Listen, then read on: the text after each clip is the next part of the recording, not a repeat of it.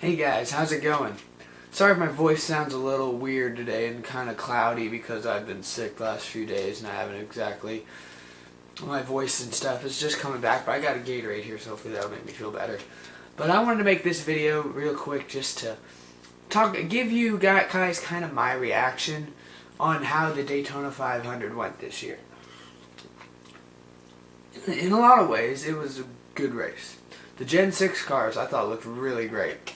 I thought just the way they looked out there, obviously the cars were really good and they seemed to handle and do everything right, which is also part of why I didn't exactly love the Daytona 500 this year. One big problem I thought of, NASCAR needs to do something. I'm not sure what. I almost think we should just get rid of super speedway racing, just in general, because those races are have become some of the most inconsistent and boring races. It looks like this year of the season, because I found myself this weekend. I was watching the Nationwide race on Saturday. And I enjoyed that race because I thought the way the pack racing worked there, where there's a little bit of two-car tandem, but a lot of just pack racing, and there was always three wide somewhere on the track. I just thought that was how pack racing is supposed to be: constant excitement and people being passed every second. But in the Sprint Cup, this season at least, last season the Sprint Cup was okay. They had a decent amount. It was at least always two wide, and occasionally they do have a decent amount of three wide racing. This season was terrible. I mean, God, it's a 200 lap race. They spent 100 of them single file. There's at one point literally 36 cars on the track, all in one line, one after another. And then of course, and then Carl Edwards and Trevor Bayne and Kes, they all wreck. And I was like, oh, okay, they wreck. If you're in a single file line, 40 cars long, I mean, but that's not fun to watch, unless your driver's leading the race.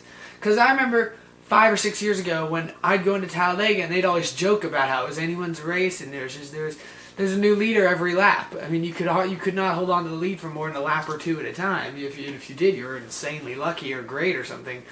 But the last year or two, even last year, it seems like there's guys like Matt Kenseth and other guys like Greg Biffle that have just dominated and led like 80 laps out of the 200 lap race, which is like a regular track, just like Bristol or Dover or Atlanta, just like at a regular track.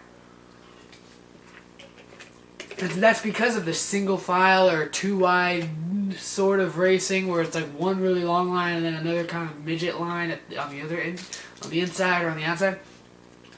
It's just that really isn't that much fun to watch. I hope NASCAR sees this. I'll bet they're probably going to find feedback in a lot of different ways. But just in my opinion, this was not a very exciting Daytona 500. Yeah, okay. The Danica Patrick hype, personally, I think she's great for the sport, and I'm happy about that because I think she's getting the sport a lot more views, a lot more interest, more money. And that's great for them, and which in the end benefits a fan like me. But personally, I think the whole Danica story was just a little too hyped up. And I thought it was kind of funny at the end of the race, if you watch the final lap or so, when Danica goes from third to falls back to like 8th, it seemed like Darrell Waltrip got a lot less excited all of a sudden. Because the whole time they were single file in a line, he was freaking out about how exciting and great it was. And the moment Danica, he kept commenting about Danica. If you notice, Darrell Waltrip during the race talked about Danica about every 8 laps. I swear to God, he just was like talking about Danica the whole time. And I understand that a lot of the people watching the race, since it's the Daytona 500, it's nationally, everyone's watching. I understand that a lot of those people do want to hear about Danica, but it seems like he was just on and on about how great she was doing. And I was like, yeah, she's doing a fine job, but nobody's going anywhere. If you had started 28th, you're still 28th. But I think she did have a great race. I was glad to see that she didn't wreck. I don't want her to fail. I just think Darrell Waltrip's got some sort of crush going on or something, because he was freaking out about her during the race. But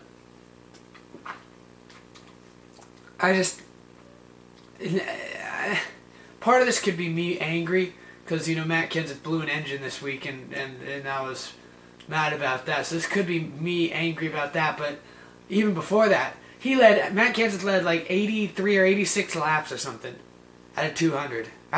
He was in the race for 150 laps, and he led 80 of them. That's not Daytona and Talladega the way it was a few years ago when it was really fun to watch. It's just the drivers were scared. The drivers were afraid. And this season, even last season, the drivers were afraid to go out there and race for the win. They wanted to win, of course, but if it didn't work out, they were not going to try anything that exciting or spectacular to try and win the race. And I can't blame them. I mean, if I was out there, I wouldn't want to actually do anything stupid and wreck a car. But to be honest, it was kind of just stupid. I mean, Jimmy Johnson in practice all week long, all he did was go out there and do single car runs. He never went out in the draft because he was too afraid to go out and possibly tear his car up. To be honest, practice sessions this week, along with like the Sprint Unlimited, were the most exciting things I think I watched this whole speed weeks and everything. But all that being said, I'm looking forward to the rest of the season. Because I know at the other tracks, and most all the other tracks, that doesn't really matter. I just think now the cars are just going to look cooler with the Gen 6 and everything. So I'm certainly looking forward to the rest of the season. But I do definitely want to say that this year's Daytona 500 was a little definitely left some things to be desired. God, and the last thing I want to say was Jimmy Johnson again. Thanks for watching. See you later.